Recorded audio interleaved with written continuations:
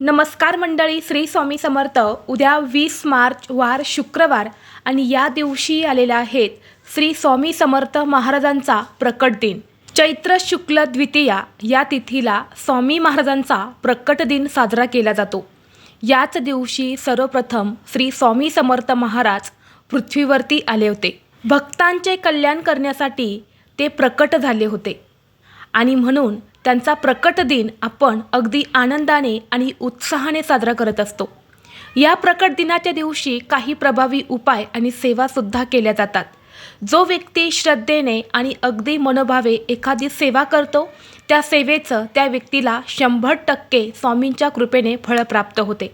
आणि म्हणून आपल्याला उद्या श्री स्वामी समर्थ महाराजांच्या प्रकट दिनाला 1 दिवसाचे तारक मंत्राचे अनुष्ठान करायचे आहेत.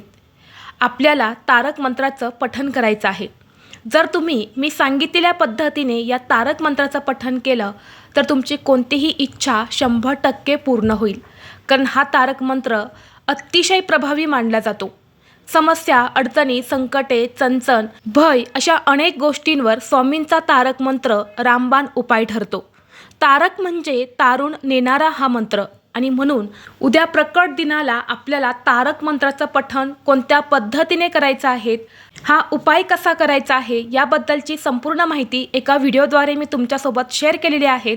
तो व्हिडिओ पाहण्यासाठी या व्हिडिओच्या खाली जो छोटा त्रिकोण दिसत आहे त्या त्रिकोणावरती तुम्ही क्लिक करा, म्हणजे योग्य ती माहिती तुमच्यापर्यंत येईल. धन्यवाद.